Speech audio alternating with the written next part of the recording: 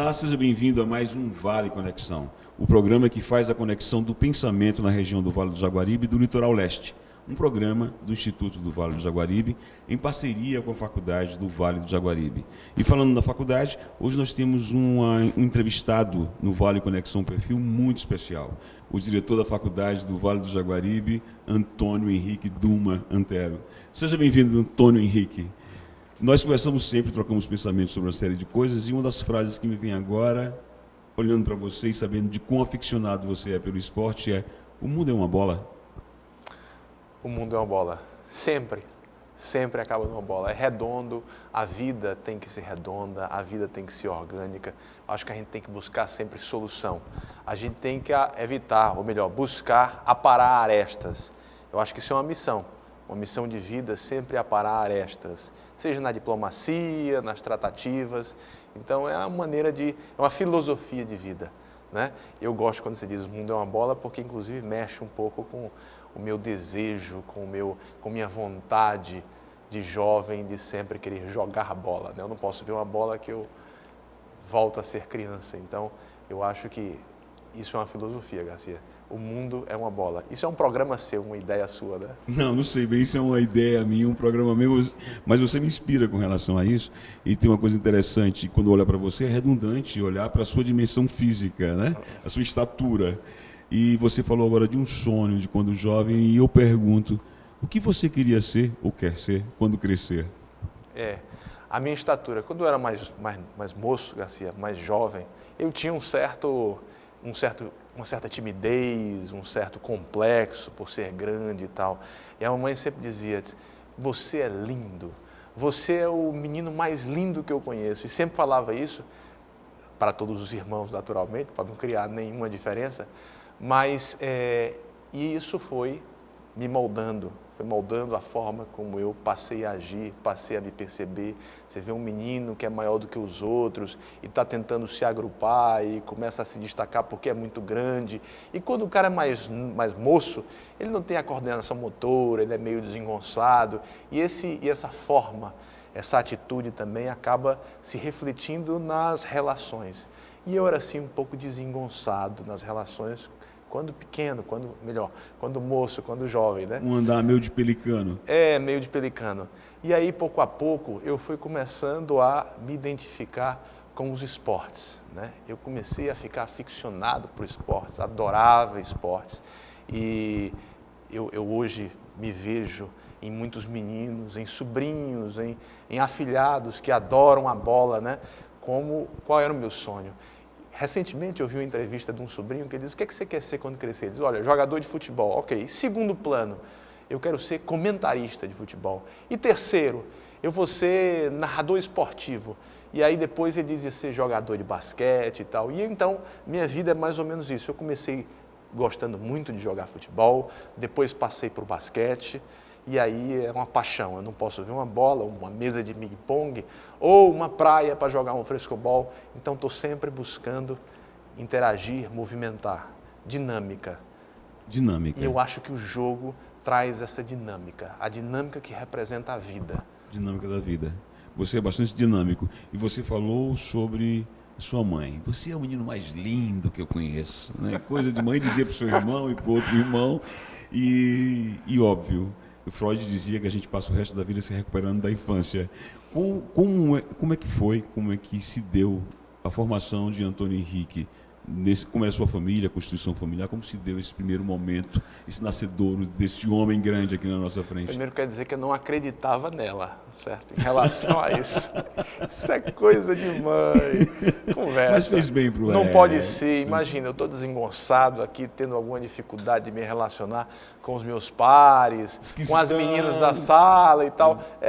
Cresceu muito rápido, né? Sim.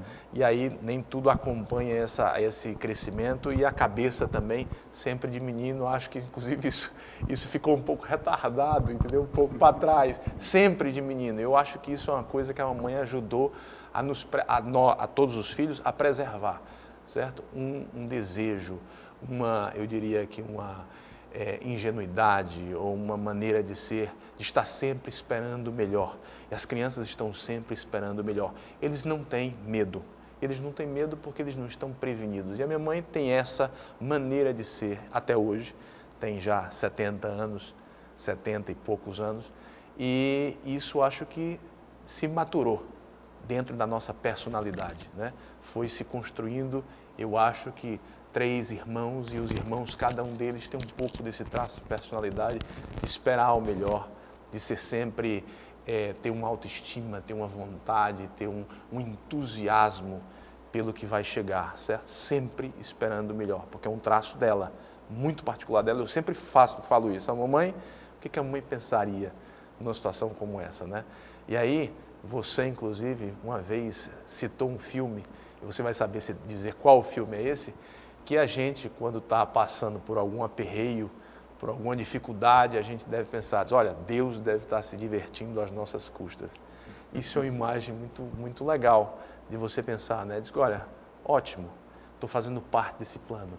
Ele está se divertindo às minhas custas, com as nossas limitações. E eu acho que tratar as nossas, ou melhor, agir, abraçar as nossas limitações com naturalidade, eu acho que é uma grande riqueza. Eu diria que é um caminho para a felicidade, né? Ele está se referindo ao filme Entre Dois Amores, numa cena com a Meryl Streep, que ela falava num momento de lástima na plantação dela, e um nativo da África chegava e dizia, olha, calma, calma, calma. Quando a gente está sofrendo, é porque Deus está se divertindo às nossas custas, é mais ou menos isso que você está falando. E ele guarda sempre, o Antônio tem essa capacidade de guardar muitas frases, muitos sentimentos, muitas experiências e reproduzir depois.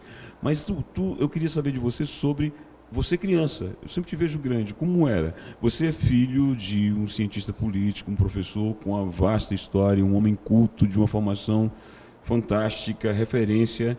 A sua mãe também é de uma família também voltada para a cultura, artista, com muita leitura, muito sensível. Você se sente um privilegiado? Como é se perceber olhando para trás? Muito. Eu me sinto o cara mais feliz do mundo, certo? Nesse aspecto aí, pela família, pelos amigos, pelo que acontece na minha vida, eu sempre me achei um grande felizardo, uma pessoa privilegiada pela vida, por Deus. Eu acho que tudo que acontece na minha vida, Deus coloca, e Nossa Senhora está sempre do meu lado, sempre me acompanhando. E eu acho que isso é um pouco da experiência, ou do ensinamento, eu diria que é a experiência mesmo, da vivência que se tem quando você tem pais e pessoas que são referência.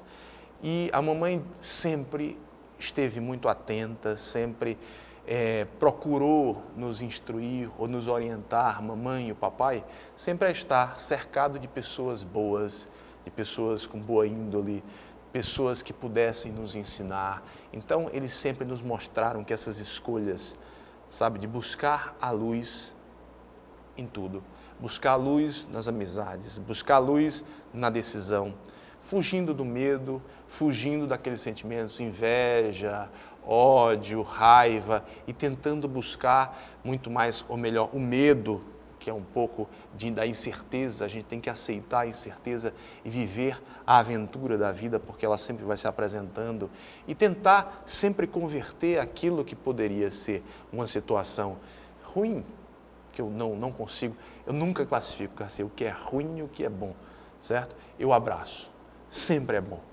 O que vem, ótimo, certo? Nós vamos lidar com isso, a gente tem que saber lidar com isso e transformar isso no melhor. Acho que essa é a nossa missão.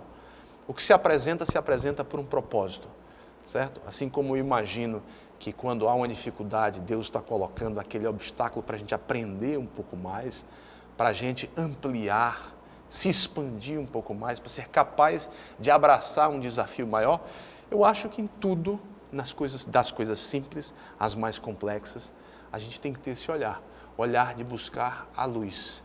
Então, eu sempre fui uma criança, voltando para a sua pergunta, uma criança que tentou buscar a luz na orientação dos pais, na orientação das pessoas que me amavam, e eu sempre fui muito amado, e sempre buscando me relacionar com as pessoas que podiam me dar uma orientação. Então, desde pequeno, eu procurei conviver, eu procurei explorar no bom sentido, explorar no sentido de desbravar, de abraçar as possibilidades e as oportunidades que a vida coloca na minha vida, com as pessoas. Isso é uma coisa muito simples, as oportunidades sempre aparecem. Eu tive uma avó que marcou muito a minha infância, a minha avó por parte de mãe. Dona Lúcia Duma. Dona Lúcia Duma. E eu desde pequeno escutava, conversava, né? Quando pequeno eu gostava muito de bola mesmo, de brincar. Eu sempre fui uma criança que brinquei muito, muito lúdico, né? Então eu adorava muito lúdico quando eu era pequeno. Então eu tive uma infância muito longa e muito bem vivida. E eu acho que isso foi muito bom. Inclusive para formar formar a pessoa que eu sou hoje, né? Com alguma possibilidade de criar e de imaginar e de vislumbrar o futuro e de tentar sonhar, que isso é uma característica também muito, que eu acho que está muito presente em mim, essa questão de sonhar. Eu não sonho só quando estou dormindo. Aliás, eu não sonho, não lembro mais de sonhar quando estou dormindo, mas eu sonho quando estou acordado. Quando eu abro os olhos, eu geralmente abro os olhos porque eu respiro, abro os olhos, vejo a luz e eu já começo a encontrar soluções ou encontrar os caminhos daquilo que adormeceu comigo, das dificuldades, dos desafios do dia anterior. Então, eu vivo muito o trabalho, eu vivo muito os desafios da família, sempre com essa inspiração, né? Descansar, respirar, me movimentar, mas sempre tentando encontrar a solução, fazer as escolhas certas. E na infância não foi diferente, eu sempre escutei muito, quando eu comecei a entrar na adolescência, a minha avó materna, né, que era mais próxima, eu ia passar férias lá no sítio dela, e eu sempre conversava com ela, perguntava muito como era, aonde foi que a senhora trabalhou, e ela me contava a vida, me contava as experiências, a relação entre os irmãos, as características de cada irmão, como ela observava as diferentes personalidades. Então, esse olhar de uma pessoa mais idosa, mais experiente, eu acho que me encantou muito. O observar, o tentar perceber as coisas de uma maneira, por um olhar mais maduro, mais amadurecido. E eu acho que isso foi marcando um pouco o traço de personalidade ao longo da minha vida. A gente estava conversando em outra entrevista com um especialista, ela citou um autor que disse que nós deveríamos considerar na educação o imponderável. Parece que a gente educa para o previsível, não está pronto para o imponderável, né? E quando você fala dessa questão do imponderável, da sua escolha diante do imponderável de ser a luz, isso é muito inspirador, é muito inspirador. E você falando, eu estava querendo trazer um pouco para a realidade atual de você enquanto diretor da faculdade. E você falou num momento sobre a importância de Nossa Senhora ao seu lado. E você falou também sobre a bola, sobre o esporte, sobre essa dinâmica. Eu queria já trazer para 2 pontos da faculdade. Hoje a Faculdade do Jaguaribe tem um diferencial nessa imagem espiritual com espaço ecumênico, com oratório. Eu não sei qual o ponto de interseção ou de sinapse com essa história. E está lançando também um projeto junto com o Instituto, que é o Projeto Jaguares. É um reflexo disso? Como é que você se vê estendido, se multiplicando nisso? Legal. Para chegar na resposta desse encontro meu com a faculdade e com esses dois projetos, ou esses 2 valores, que é o esporte, que tem todo um valor por trás de coletivo, de time, de equipe, e também para falar sobre espiritualidade, eu vou fazer uma pausa para contar uma outra parte da história, né? Pois não. Quando eu tinha 15 anos, a mamãe e o papai decidiram me mandar, eu e meu irmão mais velho, para os Estados Unidos. Do estado de Montana, mais precisamente. Kalispell, Montana. Exatamente. Né? E isso foi uma experiência muito marcante. Marcante do ponto de vista, eu acho, da formação, e que mostra muito como eu cheguei aqui na faculdade. Porque, da mesma maneira que eu cheguei em Montana. Não talvez por vontade própria ou por uma escolha, certo? Mas porque meus pais, e eu acho que isso é um valor também, eles sempre me orientaram e dirigiram as minhas decisões, né? As decisões não é que eu não as tome, mas eu tenho muito respeito pela orientação e pelo direcionamento que um pai e uma mãe devem dar aos filhos. Então, quando eles disseram, olha, nós estamos fazendo um sacrifício muito importante para você ter essa experiência, eu abracei. Eu tinha 15 anos, eu era um indivíduo, um rapaz muito tímido, muito inseguro, e de repente eu fui enviado para os Estados Unidos para passar um ano lá, numa família que eu nunca tinha visto, né, como aluno, como estudante, mas como filho de uma nova família. E eu disse, mamãe, mas como é que eu vou enfrentar isso? Como é que eu vou abraçar esse desafio? Eu não estou pronto para isso. Eu sou muito jovem, eu não quero ficar longe de vocês. Vai ser muito importante para vocês, para você. Você vai aprender a tomar suas próprias decisões, você vai aprender a ter sua própria opinião. E esse momento foi um momento de transformação, sofrimento.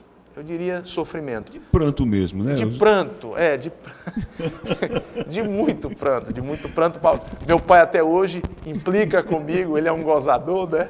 Sobre esses momentos em que eu estive fora e eu sofri. Eu disse, papai, mas o que eu estou fazendo aqui, papai? Você me mandou aqui para o castigo, então até hoje o papai brinca em relação a isso, mas foi um momento de muito crescimento pessoal, pelo lado espiritual, por me encontrar espiritualmente, por me permitir algumas possibilidades de frequentar um outro espaço, uma outra igreja, mas também de ter uma atitude que eu diria marca um pouco da minha personalidade hoje. Porque quando eu fui, eu sempre, antes de dormir, eu pedi a bênção aos meus pais. Isso até hoje eu preservo. Quando eu os encontro, sempre tem a bênção papai, a bênção mamãe. Eu acho que isso é um valor muito grande, é o respeito pelo direcionamento da voz, da maturidade, de uma função que você reconhece que foi dada por Deus. Ser pai e mãe não é uma coisa aleatória, não é uma coisa desprezível, muito pelo contrário, é uma coisa muito poderosa, muito rica, muito espiritual. Então, eu mantive meus ritos, eu mantive o meu comportamento e minha atitude. E a mãe disse, olha, quando você for para lá, a partir daquele momento, essa família vai ser sua família. Você vai tratá-los como você nos trata.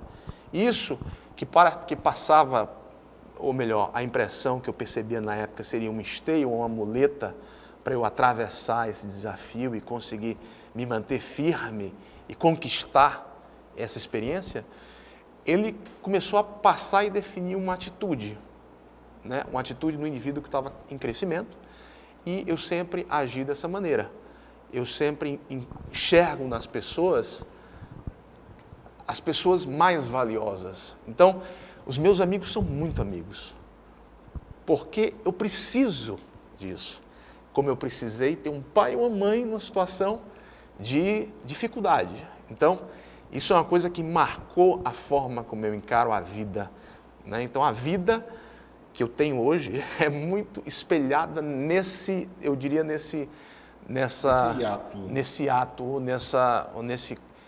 parêntese que houve na minha vida, seria essa rito de passagem, um rito de passagem, esse momento de crescimento, né? E a Nossa Senhora e os Jaguares? Então, duas coisas marcaram a minha vida, que foi a espiritualidade e a outra o esporte. Basquete. O basquete. A mamãe, quando lançou esse desafio de colocar esse altar aqui, que é uma devoção dela e que passa para as gerações futuras, né? Isso foi uma experiência magnífica. Você está aqui, você percebe como isso tem gerado eu diria um embalo, um ritmo dentro do nosso processo, do nosso universo educacional, que era extremamente essencial. Não há educação sem espiritualidade. O indivíduo ele precisa mergulhar profundamente para entender a missão que ele tem. Como fazer isso independentemente do credo ou da confissão, como fazer isso sem buscar o eu divino dentro de você? Eu acho que a mãe, Nossa Senhora que está aqui, eu diria, nos iluminando, né? Ela marca esse ritmo, essa busca, eu diria, essa harmonia de você estar buscando o seu eu divino. Esse movimento, né? Esse movimento espiritual em prol de uma missão. Como é que nós vamos formar profissionais que não estão comprometidos certo? Nesse embalo, nessa melodia que é a espiritualidade e que marca a transformação do indivíduo. Então, Nossa Senhora vem com essa importância angular dentro da formação do indivíduo. Não é só o conhecimento, precisa da espiritualidade. E o esporte, nessa necessidade que nós temos de integração. Como é que você forma indivíduos para o ensino superior também, sem fazer um desenho ou uma demonstração lúdica, que o esporte faz isso, de engajamento, de trabalhar o coletivo, de potencializar, somar as energias, encontrar a sinergia de um grupo em prol de um único objetivo. Não ganha o time que tem o melhor jogador, ganha o time que tem o melhor entrosamento, que tem um plano, que tem uma série de valores, estratégia, tática, para que dê certo. E o esporte tem isso, Garcia. A gente às vezes se acha um pouco infantil, ou pode perceber, por um dedo engano, que é uma iniciativa infantil de ter aqui meninos jogando bola. É muito além disso. É a integração de todos os cursos que nós temos, em prol de um objetivo de projetar indivíduos para a convivência coletiva, para esse encontro mágico que existe em você ter uma missão compartilhada, uma missão co-experimentada, co-vivida, sonhada. Então, o esporte tem isso, é mágico. Às vezes o pessoal brinca porque eu sou grandão e quando eu começo a jogar, eu sempre jogo sério, né? Mas é uma coisa muito apaixonante, muito envolvente. Então, o esporte tem essa missão de fazer esse vértice, de fazer essa sinapse das profissões, da integração e, mais do que isso, tem um aspecto de alcance psicológico ou de superação, que muitas vezes o indivíduo ele perde a consciência desse poder que pode ser chamado como milagre ou pode ser visto muitas vezes que parece que alguém tem um dom mais do que não tem. Isso é uma questão de você se permitir. E o esporte faz a gente entrar num momento, certo? Que nos permite a superação individual. A superação do que é que eu posso, né? Esporte, a arte também tem muito disso, né? Então, isso é um projeto que me brilha os olhos, porque eu adoro. Só para esclarecer para o telespectador, Jaguares é uma escola de futebol de jiu-jitsu acontecendo na Faculdade Vale do Jaguaribe. É um projeto no Instituto Vale do Jaguaribe que está atendendo hoje cerca de 60 crianças e começou há poucos meses. E o grande diferencial desse projeto é que ele é interdisciplinar. Não apenas o futebol, mas a psicologia, a fisioterapia, a educação física, a pedagogia, tudo integrado em torno de quem está praticando, quem está se exercitando e também da família. É um projeto que, com certeza, se tornará um projeto modelo para a região em poucos meses. Mas eu falei do pai, falei do seu pai, da sua mãe, da espiritualidade, e o Antônio Henrique, pai. Você falou que famílias, um pai é um milagre, não é um acaso, né? É algo espiritual. Como é o Antônio Henrique pai? Quantas filhas? São 2 filhas. Sim. O Antônio Henrique, esposo, como é esse homem de casa, do lar? Você sabe, é difícil falar sobre esse momento, sobre o momento em que você se torna pai, que você se torna parte de um time que está predestinado, que está colocado por Deus ali. Aquele contexto que é inserido é uma vivência. É difícil falar sobre a família. A família, ela faz parte de mim, de uma maneira muito presente. Tem que fazer, e muitas vezes, mesmo quando a gente está longe, a gente se percebe nos filhos, a gente se realiza nos filhos, e os filhos e a família, para a gente, essa relação que existe de cumplicidade, de entrega total, de divisão 100%, carne da minha carne, a relação que você tem com a sua esposa, com a mulher, isso é um negócio que é indivisível. Eu não consigo me separar hoje da minha família. Existe um respeito, existe a individualidade, mas é uma coisa muito integrada, muito coesa e vivida. E eu tento viver muito com as minhas filhas. É difícil porque a gente trabalha muito e muitas vezes existe o dilema, o quanto eu estou lá e o quanto eu estou cá. E Mas eu acho que isso se transmite, Garcia. Um pouco do que eu trabalho, eu tenho certeza, do que eu vivo aqui, é vivido por eles também. Enquanto estou lá ou enquanto sou lá? Enquanto sou lá. No melhor, né? Enquanto sou lá, Conversamos um pouco com o homem Antônio Henrique sobre seus sonhos, suas experiências, diretor da Faculdade Vale do Jaguaribe. Vamos para um rápido intervalo e a gente volta com mais perguntas, agora sim, mergulhando um pouco mais na educação e nessa missão na região do Vale do Jaguaribe, Litoral Leste e outros projetos de expansão da faculdade. Até já.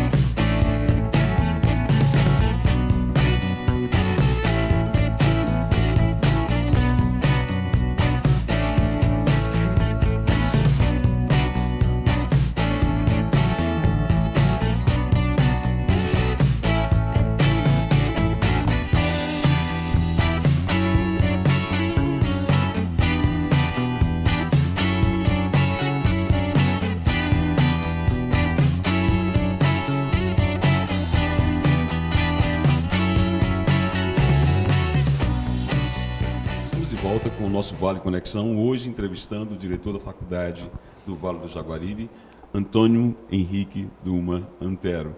E no intervalo nós conversávamos alguma coisa que me veio a imagem de um escritor espanhol do século XIII, creio, Miguel de Cervantes, que tem dois personagens clássicos que a gente sempre associa ao sonho em uma outra realidade, que é Dom Quixote e Sancho Panza. Antônio, Dom Quixote ou Sancho Panza? Dom Quixote. Por que Dom Quixote? O sonho. Sim. Nós temos que... Moinhos de ventos também? Sim. As coisas não são tão distantes. Os sonhos não são tão inalcançáveis. Muito pelo contrário. Se você sonha, você pode realizar. Você acha que as pessoas estão com medo de sonhar hoje em dia? Pudor de sonhar? Estão pobres no sonho? Eu não sei, Garcia. Eu acho que as pessoas, às vezes, as pessoas vão se tornando um pouco opacas por conta do medo ou do sofrimento, porque elas não abraçam o sofrimento. Eles não abraçam, muitas vezes as pessoas não abraçam as incertezas. O John Lennon dizia, "You may say I'm a dreamer, but I'm not the only one", né? Você pode dizer que eu sou um sonhador, mas eu não sou o único. Você traz essa frase para você? Tento. Aliás, essa é uma constante. Ser sonhador é vantajoso em que aspecto? Ser sonhador dá trabalho. diria Mário Sérgio Cortella que ser positivo, que ser proativo, negativo, pessimista é ser vagabundo, é ser preguiçoso. E ser otimista é ser uma pessoa que vai ter muito trabalho para realizar. Porque se você sonha, você já começa a realizar, você já começa a imaginar. É assim para resolver os problemas. Você tem um desafio, problema não, mas desafio. Você tem um desafio, você começa a pensar sobre ele, você começa a desenhar o teu desafio, a tentar encontrar e desvendar o caminho certo para conseguir superar os desafios. Então, isso dá trabalho, mas ao mesmo tempo que dá trabalho, ele entusiasma a gente, ele empolga a gente. Ele nos coloca com um grande privilégio, que é o privilégio da gente irradiar luz. Então, eu acho que o sonho tem isso. Tem essa oportunidade, essa possibilidade de você fazer emanar nos outros a luz que eles têm. E que às vezes não estão percebendo por conta do medo, das incertezas, enfim. A gente tem essa missão. Isso é uma missão constante. Eu entendo que a gente não pode parar de sonhar. Existe um pensamento chinês que diz que sonho sem ação é devaneio. Não, sonho sem ação é pesadelo. E ação sem sonho é devaneio. De onde vem a tua inspiração enquanto sonhador? Quem é a figura de referência nesse papel, nessa perspectiva? Eu diria que é um valor que vem de tão longe que a gente não sabe exatamente da onde, mas eu tenho uma referência muito própria da inspiração que eu tenho dos meus avós, dos meus antepassados. Eu tenho um avô, que foi João Duma, que veio da Síria para o Ceará, né? E ele era um grande sonhador e ele fundou a primeira rádio, a PR9. PR9. Trouxe a radiodifusão para o estado do Ceará, né? Então, ele era um homem que simplesmente vivia, ajudava muito aos outros, ajudava no sentido de inspirar os outros a empreender, a buscar os seus sonhos, seus objetivos, e aonde ele podia, ele contribuía. Ele tinha como contribuir, então ele se via... Aquilo por que eu vou negar? Por que eu vou roubar a possibilidade de ajudar o outro? Porque, na verdade, quando você faz isso, você está fazendo um bem a si mesmo. Sim. Entendeu? Então, eu diria que o meu avô, João Duma, ele foi um precursor nisso, né? E eu acho que isso se transmitiu, vem se irradiando de geração em geração. Isso passou para um tio, que também tem uma importância grande na minha formação, que foi o tio Demócrito. Demócrito Duma. Que era diretor-presidente do Grupo Povo de Comunicação. Presidente do Povo durante toda a minha infância, né? Até ele falecer, mas foi uma pessoa que se foi, mas que não se foi. Não se foi porque a presença dele foi muito marcante. Ele tinha um toque do humano, né? Muito marcante na vida das pessoas que conviveram com ele. E ele tinha essa prerrogativa de sonhar, de atiçar, de provocar, de despertar nas pessoas um pouco dessa chama, dessa ignição necessária para fazer incendiar um desejo, uma vontade de realizar um projeto ou um ideal. Então ele era um homem que teve a vida toda pautada nos seus ideais, né? E eu diria que ele é uma peça ou um inspirador na minha formação. E meu pai trabalhou com ele durante muito tempo e minha mãe também era apaixonada por ele, então não tinha como eu não ter uma estima, uma inspiração nele, né? Minha mãe, ele sempre era a confessora dele, estavam sempre conversando, ela ia lá puxar as orelhas dele e tinha uma relação muito próxima. E o meu pai era um braço direito, ele e o outro filho que ele tinha, que era o João Duma Neto, que hoje é diretor do jornal, eram as duas pessoas, como eu já vi ele falando no discurso, que ele entregava a vida dos sonhos dele para que esses dois colocassem isso na pauta diária e tentassem realizar, né? Então, tio Demócrito é uma pessoa marcante, foi uma pessoa transformadora também dentro da minha personalidade. Você falou em ignição, essa palavra ficou na minha cabeça, ignição, isso me lembra muito o Fiat Lux, né? O momento da criação, faça-se luz. Como é esse momento? Você, por formação, engenheiro, hoje você está diretor de da maior faculdade da região do Vale do Jaguaribe, um universo com muitas facetas, com milhares de pessoas diretamente estudando, influenciando a vida de outros milhares de pessoas, com um balanço social que impacta mais de 500 mil de pessoas anualmente. Como é que se dá esse sonhador fazendo luz, ou conectando luz, ou realizando a sinapse? Como é essa chegada do engenheiro de exatas nesse mundo que exige tanto de humanas? A minha mãe, né?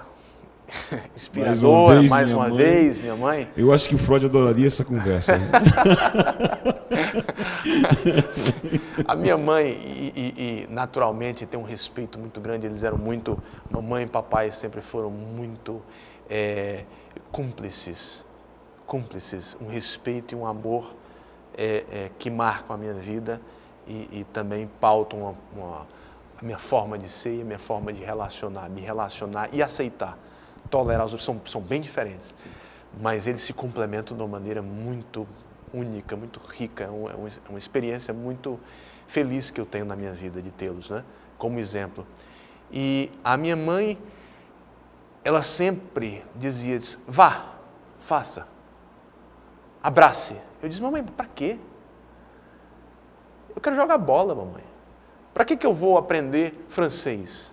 Meu filho, vá que vai ser muito importante e, naturalmente, com a minha personalidade, eu sempre fui tentando aprender tudo. Então, eu fiz muitos cursos durante a minha vida, né? E depois que eu cresço, né, e estou hoje aqui, eu estou aqui certamente porque isso me inspirou, porque isso modificou a minha forma de ser, isso pautou a minha maneira de abraçar os desafios ou de abraçar as oportunidades, as possibilidades que a vida coloca, né?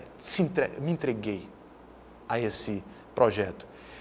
E aí foi assim para o francês, foi assim para o italiano, foi assim para a engenharia, para o curso que eu fiz na Fundação Dom Cabral, foi assim para a viagem que eu fiz no exterior, que eu passei 1 ano lá de intercâmbio, e aí eu aprendi um pouquinho de muitas coisas, né? E fui sempre, inclusive, canto lírico, né? Ele gosta de cantar, ele vai já cantar para a gente. Mas aproveitando sua fala, dessa questão assim, esses desafios eram muito no plano do indivíduo, da sua formação. Hoje você está num plano que você influencia a vida de milhares de pessoas. A responsabilidade, o desafio não é vá. Eu acho que tem um pensar, um ponderar diante do desafio, para onde vamos com a educação superior no Brasil, de qualidade, interiorizada, e você nesse momento de transformação, de vértice na educação, na história da educação superior do Brasil. Muito, muito. Mas eu digo, a minha escolha, a minha decisão de estar aqui hoje é um pouco disso. Como é que um engenheiro vem parar dentro de uma academia, dentro de um universo tão complexo, tão plural como esse? Você não vem das exatas, mas como é que você vem parar aqui? Isso é uma coisa meio... Eu falei isso para implicar, você sabe disso. Eu sei. Eu sei disso. Mas esse abraçar é exatamente a postura e a atitude que eu entendo que deve existir dentro da academia. Academia aberta para a comunidade. Academia aberta aos vários projetos, às várias necessidades que existem na comunidade, no mercado, às pessoas, aos estudantes, aos professores, à pesquisa.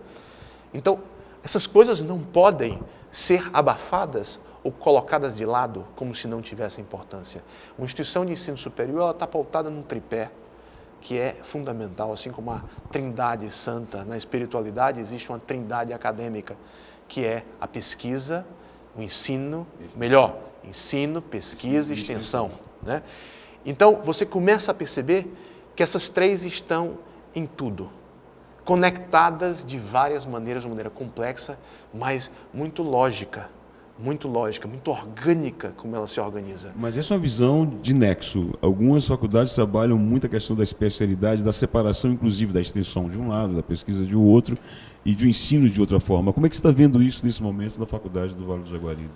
Não pode ser fragmentado. Ou melhor, tem que ser coeso, tem que ter coerência, tem que ter conexão. Se não tiver conexão, não vai ter propósito, não vai ser missão. Sempre eu entendo que nós temos que perguntar, para quê? Por quê? Para quê? Antes de começar qualquer coisa, por quê? Para quê? Para que eu vou fazer isso? E aí você começa com esse para quê, entendendo sempre que uma decisão, um projeto, como o Jaguares, que foi agora mencionado, ele tem pesquisa, ele tem extensão e ele tem ensino. Ele está transformando a vida das pessoas que está fora, está transformando a vida dos estudantes, está transformando a vida dos professores, dos docentes que estão orientando os acadêmicos que estão lá dentro. E entra no para quem, que é o que nos inspira, né? Exatamente. Para quem? Só tem sentido em fazer alguma coisa se alguém for ser protagonizado ou se alguém for colocado em evidência ou for observado, cuidado, né, elevado. E essa é a nossa obrigação. Nós estamos numa comunidade e eu não aceito dizer que nós estamos numa comunidade pobre, carente, não. Eu entendo que nós estamos numa comunidade rica, muito rica, pelas necessidades que tem, pelos sonhos que tem, pela criatividade, pela cultura. Então, no momento que você aceita o local onde você está e começa a enxergar, a perceber a grandeza das coisas que estão à sua volta, das pessoas, da cultura, da história, você começa a ser capaz de gerar oportunidade e possibilidades a partir dos projetos, a partir do ensino, né? Porque o projeto, hoje, ele é vértice aqui através do Instituto Vale do Jaguaribe. Sim, pois não. Que não tem objetivo de lucro, mas tem o objetivo de transformar a vida das pessoas. A entrega dessa academia para a comunidade, que é grandiosa, que é transformadora. É vértice de tudo, é como você disse, é conexão. É exatamente o propósito desse programa. É conectar essas coisas. O ensino, a pesquisa, a extensão e o desenvolvimento do ser humano. Finalmente. Você está há pouco tempo à frente da faculdade, 6 meses, chegou em dezembro último. Sim. E já teve uma prova de fogo. Teve várias provas de fogo, a visita do MEC em algumas frentes de projetos, mas uma particularmente muito exitosa, que foi a visita do MEC para a avaliação do curso de enfermagem, bacharelado em enfermagem, que já existe há mais de 10 anos, mais precisamente. E é muito exitosa porque teve conceito máximo no MEC. Como você, como diretor da instituição, avalia a comunidade acadêmica no processo dessa envergadura? Eu bato palma. Bato palmas porque isso é um mérito da academia. Você estava falando de talento, de riqueza, é por isso que eu puxei essa pergunta. Fantástica essa pergunta. E é importante a gente perceber isso. E é exatamente esse olhar que desmistifica, esse reconhecimento que desmistifica um pouco às vezes, o sentimento completamente sem fundamento de que nós somos pobres, de que nós somos menos, de que nós somos mais fracos. Eu não entendo isso. Eu entendo que nós somos muito fortes, muito capazes e muito ricos. Tanto é que a prova disso é o resultado que nós obtivemos no MEC. E foi mágico o momento, porque a equipe fica sempre muito tensa. Mas nós temos uma equipe muito boa. Eu disse, pessoal, fiquem tranquilos. Aliás, esse é o meu papel. Dentro desse contexto de reconhecimento e dessa nota, o meu papel é exatamente preparar as pessoas, o ânimo, para que eles recebam aquilo e para que essa oportunidade, essa possibilidade, seja vivida de maneira construtiva, de maneira positiva. Então, quando o MEC veio, foi muito mágico.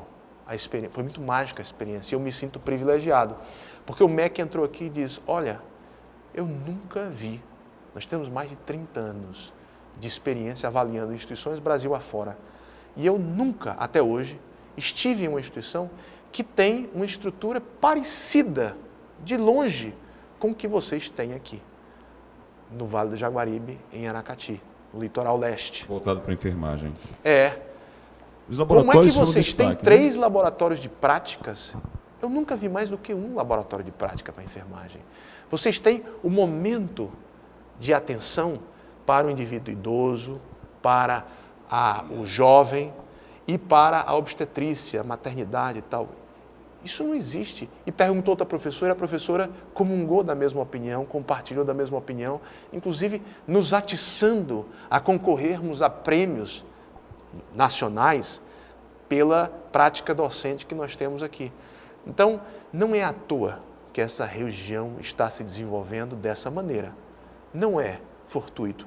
Eu concordo que é um milagre, que existe uma energia, existe um projeto, existem muitas pessoas sonhando um mesmo sonho. Isso faz um milagre acontecer. Mas não é gratuito e não é pouco. É muito. Nós somos muito grandes. Isso aumenta o desafio. Aumenta. Começar uma gestão, recebendo o MEC, partindo com a nota 5, a nota máxima histórica na faculdade. Isso é ótimo. Uma expectativa para onde vamos? Mais excelência, mais compromisso, com o propósito, com os projetos. As coisas não podem ser amorfas, não podem não estar desenhadas com o desenho de uma missão, de uma visão, de uma entrega. Nós temos um propósito de sermos o desenvolvimento regional, vértice do desenvolvimento regional. Estamos sendo, a partir desses projetos, que conectam ensino, pesquisa e extensão. Nós temos uma população muito atenta, muito engajada, apaixonada pelo que está fazendo. Diante desse desafio, Garcia, eu tenho conversado, é uma grande oportunidade que eu estou tendo, conversado com os estudantes, conversado com os professores. Como é que eu, engenheiro civil, abraço um projeto como esse e não me permito ser dirigido pela visão, pela experiência dessas pessoas?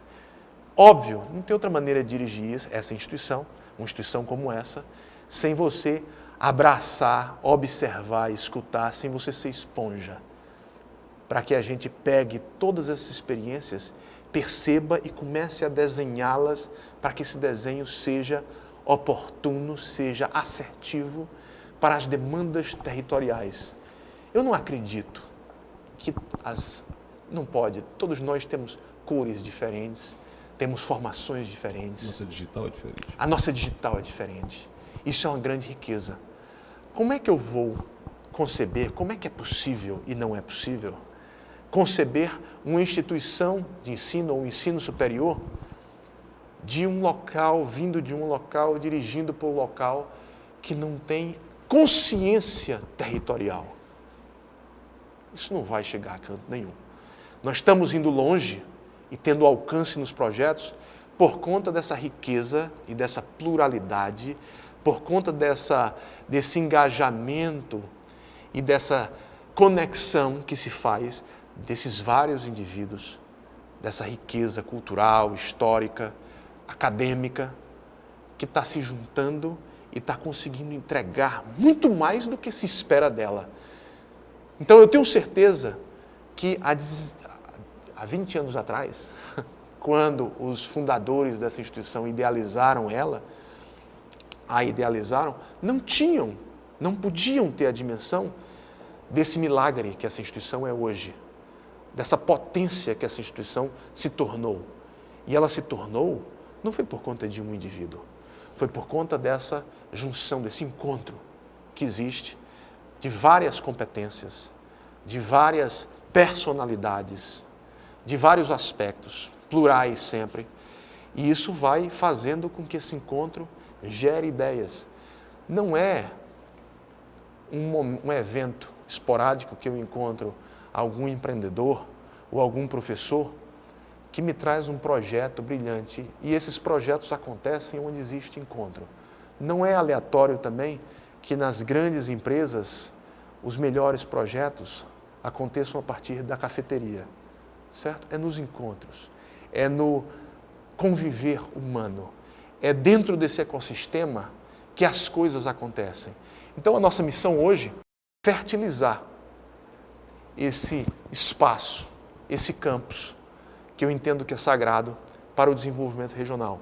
Eu acho que estamos fertilizando toda a região. Você está falando, estou lembrando de um filósofo, o Ortega y Gasset, que fala do homem em suas circunstâncias. Você não pode dissociar o ensino da circunstância e da regionalidade de onde você está inserido. Isso é um aspecto interessante. E está me lembrando também um Tolstói dizendo que cante a sua aldeia e você cantará o mundo.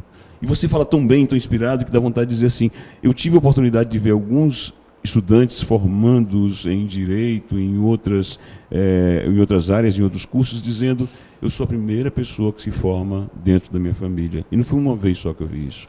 Eu vi isso várias vezes. É muito recorrente. Isso está muito gravado em mim pela emoção desses depoimentos que eu escutei. Eu lembro dos rostos das pessoas que emitiram esse depoimento.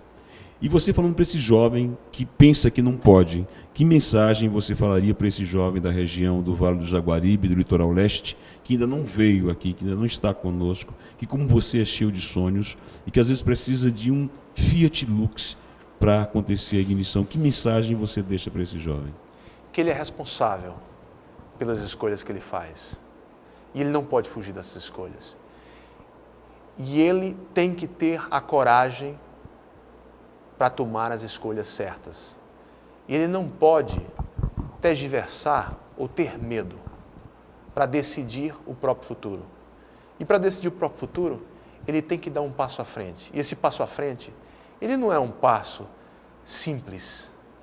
Ele não é um passo sem dificuldades, ele não é um passo sem desafios, muito pelo contrário. Se assim fosse, se fosse uma coisa mole, frouxa, morna, não teria nenhum êxito, ou nenhum ânimo, ou nenhum estímulo, ou mérito para ele. Existe mérito para ele porque a decisão dele, a escolha, a responsabilidade que ele tem em tomar essa decisão e entrar no universo e se permitir e vir compreender esse universo, depende dele. Não depende de mais ninguém. Dele. E ele tem esse potencial. Ele tem essa chama, ele tem essa luz dentro dele que, para despertar, ele precisa abraçar.